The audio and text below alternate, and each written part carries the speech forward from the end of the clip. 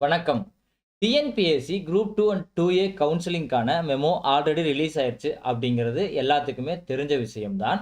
இன்னைக்கு நம்ம இந்த வீடியோல என்ன பார்க்க போறோம் அப்படின்னா, நீங்க இந்த கவுன்சிலிங்க்கு எப்படி தயாராகணும்? கவுன்சிலிங் எப்படி நடக்கப் போகுது? அப்படிங்கிறத பத்தி வந்துட்டு ஃபுல் டீட்டெயில்டா பார்க்க போறோம். நம்ம இந்த வீடியோ பண்றதுக்கு முக்கியமான காரணம் என்னன்னா, கமெண்ட்ல வந்துட்டு கவுன்சிலிங்க்கு எப்படி கூப்பிடுவாங்க? கம்யூனிட்டி வைஸ் கூப்பிடுவாங்களா? இல்ல எந்த மாரி கூப்பிடுவாங்க? கவுன்சிலிங்ல என்ன நடக்கும்? அதுக்கு நாங்க எப்படி வந்துட்டு பிரிப்பேர் ஆகணும்? நான் எந்த மாரி போஸ்ட் சூஸ் பண்றது? இந்த மாரி வந்துட்டு பல கேள்விகள் வந்துட்டு கேட்டுட்டு இருந்தீங்க. அந்த சந்தேகங்கள் அந்த சந்தேகங்களை எல்லாம் வந்துட்டு இந்த வீடியோல நான் கண்டிப்பா கிளியர் பண்றேன். சரிங்களா? ஃபர்ஸ்ட்டு வந்துட்டு டேட் அண்ட் டைம் அப்படிங்கிறத பார்க்குறப்போ, உங்களுக்கு கவுன்சிலிங் டேட் வந்து பார்த்தீங்கன்னா, 15 மே 2024 இருந்து 20 ஜூன் 2024 வரைக்கும் நடக்கும் அப்படிங்கிறத வந்துட்டு சொல்லியிருந்தாங்க. இதுல வந்து பார்த்தீங்கன்னா, 5 ஜூன் 2024 இருந்து 10 ஜூன் 2024 வரைக்கும் நோ கவுன்சிலிங். எதனால அப்படிங்கிறத வந்து பார்த்தீங்கன்னா, குரூப் 4க்கான எக்ஸாமினேஷன் வருது. அதனால வந்து பார்த்தீங்கன்னா, உங்களுக்கு 5 ஜூன் 2024 இருந்து 10 ஜூன் 2024 வரைக்கும் கவுன்சிலிங் நடக்காது. சரிங்களா? அதுக்கப்புறம் எல்லா சண்டேயுமே வந்துட்டு ஹாலிடே தான். ஓகேங்களா? எந்த சண்டேலயுமே வந்துட்டு உங்களுக்கு கவுன்சிலிங் நடக்க போறதில்ல. அதே மாரி வந்துட்டு ஒரு சில சாட்டர்டே மட்டும் கவுன்சிலிங் நடக்கும்னு சொல்லியிருக்காங்க. அது எந்தெந்த சாட்டர்டே அப்படிங்கிறது வந்துட்டு இன்னும் நமக்கு தெளிவான தகவல் கிடைக்கல. அது கிடைச்சா உங்களுக்கு ஃபர்ஸ்ட் கமெண்ட்லயோ, இல்ல அடுத்த வீடியோலயோ அப்லோட் பண்றேன். அடுத்ததா வந்து பார்த்தீங்கன்னா, இதெல்லாம் வச்சு பார்க்குறப்போ, மேக்ஸிமம் உங்களுக்கு ஒரு 25 நாளுக்கு மட்டும் தான் வந்து கவுன்சிலிங் நடக்கிறதுக்கான பாசிபிலிட்டீஸ் இருக்குது. இந்த ஹாலிடேஸ் எல்லாம் ரிமூவ் பண்ணதுக்கு அப்புறமா. சரிங்களா? அடுத்தது எவ்வளோ கூப்ட்டுருக்காங்க, அதோட ரேஷியோ என்ன அப்படிங்கிறது வந்து பார்த்தீங்கன்னா, லிஸ்ட் 1ல வந்துட்டு 11,210 பேர் வந்துட்டு கூப்ட்டுருக்காங்க.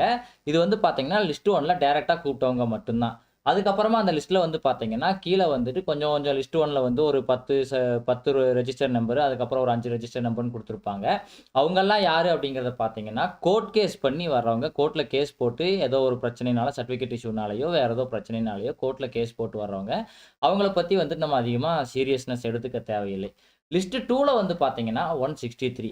நீங்க கேட்கலாம், ஜேசிஏ வந்து மொத்தம் 929 போஸ்ட் இருந்துச்சு. அதுல வந்துட்டு லிஸ்ட் 2ல இருந்து 163 பேர் மட்டும் தான் கூப்பிடுறாங்களே, ஏன் அப்படிங்கிறத கேட்டீங்கன்னா, ஆல்ரெடி லிஸ்ட் 1ல கூப்பிட்ட அந்த 11,210 பேர்லயே வந்துட்டு அதிகமா வந்து அந்த ஜேசிஏக்கான பிகாம், எக்கனாமிக்ஸ் இந்த மாரி படிச்சவங்க அதிகமா இருக்கிறதுனால தான் வந்து பார்த்தீங்கன்னா, மொத்தமா 163 பேர் மட்டும் கூப்ட்டுருக்காங்க. சரிங்களா? இந்த 163 பேருக்குமே கண்டிப்பா வேலை கிடைக்குமா அப்படின்னு கேட்டீங்கன்னா, அதுவும் வந்துட்டு டவுட்டு தான். ஏன்னு வந்து பார்த்தீங்கன்னா, முன்னாடி இருக்கிறவங்க எல்லாமே வேக்கன்சி ஃபில் பண்ணிட்டாங்கன்னா, இந்த லிஸ்ட் 2ல டாப் ரேங்க்ல இருப்பாங்க இல்லையா? அவங்களுக்கு மட்டும் வேக்கன்சி கிடைக்கிறதுக்கான பாசிபிலிட்டீஸ் இருக்குது. சரிங்களா?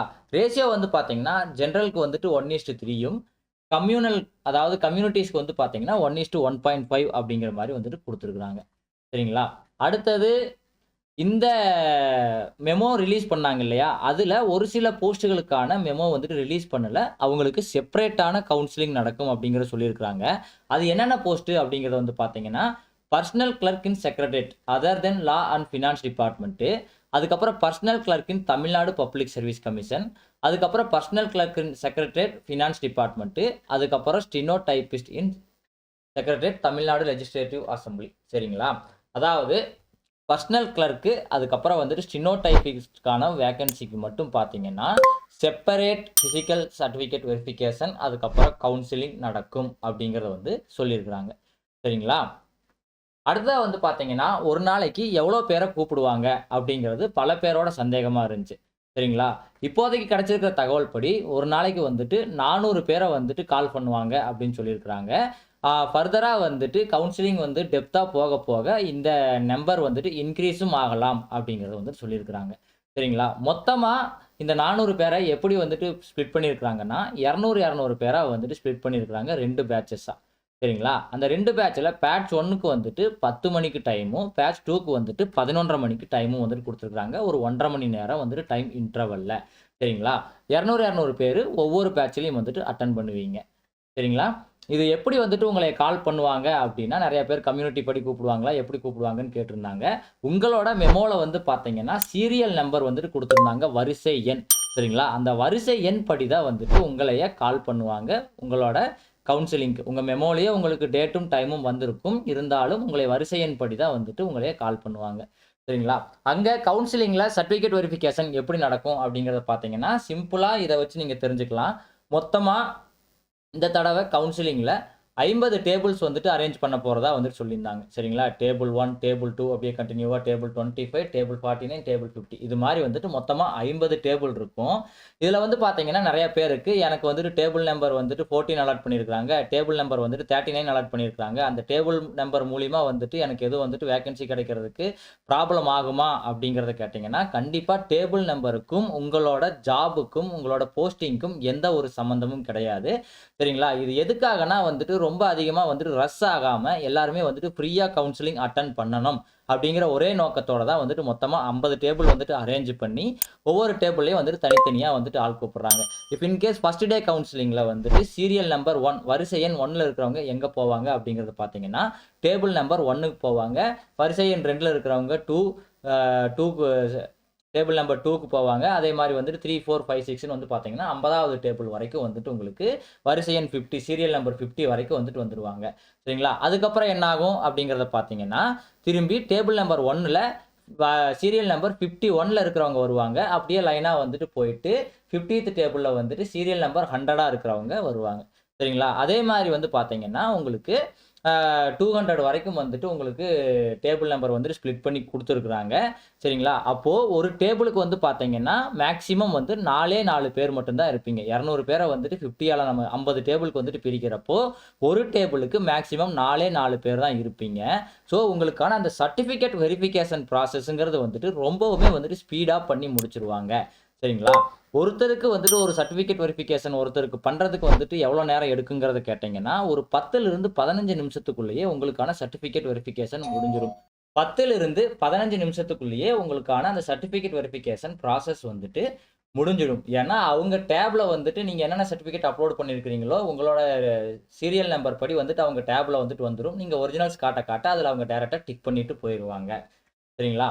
அடுத்தது சர்டிஃபிகேட் வெரிஃபிகேஷன். நம்ம முன்னாடியே சொன்ன மாரி டேப் வச்சு நடக்கும் அப்படிங்கிறத சொல்ட்டோம்.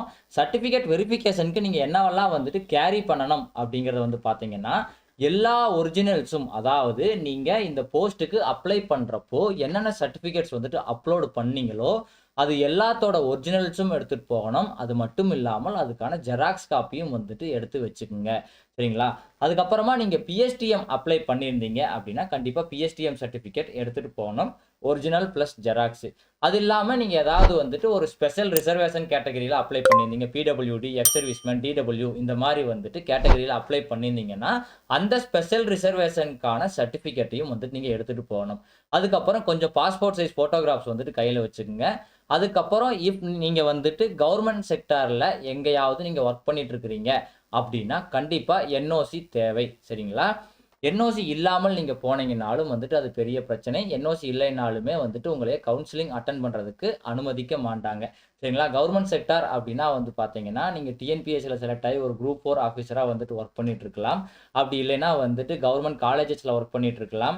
அப்படி இல்லைன்னா வந்துட்டு கவர்ன்மென்ட் யூனிவர்சிட்டீஸ்ல வொர்க் பண்ணிட்டு இருக்கலாம். அப்படி இல்லைன்னா பஞ்சாயத்து போர்டு இந்த மாரி இடங்கள்ல வந்துட்டு நீங்க கவர்ன்மென்ட் செக்டார்ல வந்துட்டு வொர்க் பண்ணிட்டு இருக்கலாம். சரிங்களா? இந்த மாதிரியான இடங்கள்ல நீங்க வொர்க் பண்ணிட்டு இருக்கிறீங்க. வொர்க் பண்ண வந்துட்டு நீங்க அப்ளை பண்ணிட்டீங்க அப்படின்னா வந்துட்டு கண்டிப்பா நீங்க இந்த சர்டிஃபிகேட்ஸ் எல்லாம் வந்துட்டு எடுத்துட்டு போகணும். இஃப் இன் கேஸ் வந்துட்டு நீங்க குரூப் 2 அப்ளை பண்ணதற்கு அப்புறமா நீங்க ஜாப்ல ஜாயின் பண்ணியிருந்தாலும், உங்களுக்கு என்ஓசி வந்துட்டு ரொம்பவுமே முக்கியமா நீங்க எடுத்துட்டு போகணும். சரிங்களா?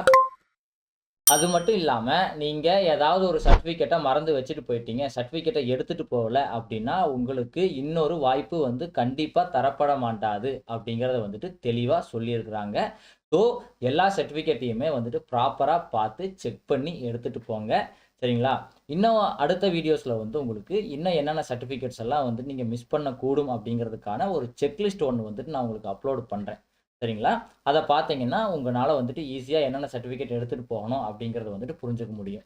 அவ்வளோதான் ஃபிரெண்ட்ஸ். இந்த வீடியோ உங்களுக்கு ரொம்ப யூஸ்ஃபுல்லா இருந்திருக்கும்னு நெனைக்கிறேன். இந்த வீடியோ உங்களுக்கு யூஸ்ஃபுல்லா இருந்துச்சுன்னா, இந்த வீடியோக்கு ஒரு லைக் பண்ணுங்க. உங்க ஃபிரெண்ட்ஸுகளுக்கெல்லாம் ஷேர் பண்ணுங்க. நம்ம சேனல மறக்காம சப்ஸ்கிரைப் பண்ணிக்கங்க. அப்பதான் நம்ம அடுத்தடுத்ததா இந்த மாதிரி அப்லோட் பண்ற யூஸ்ஃபுல் வீடியோஸ் வந்து உங்களுக்கு நோட்டிஃபிகேஷனா வந்து சேரும். நம்ம மறுபடியும் இன்னொரு புது பயனுள்ள தகவலோடு பார்க்கலாம். அதுவரைக்கும் பாய் பாய் ஃப்ரம் டீ கடை நியூஸ் அண்ட் டியூட்.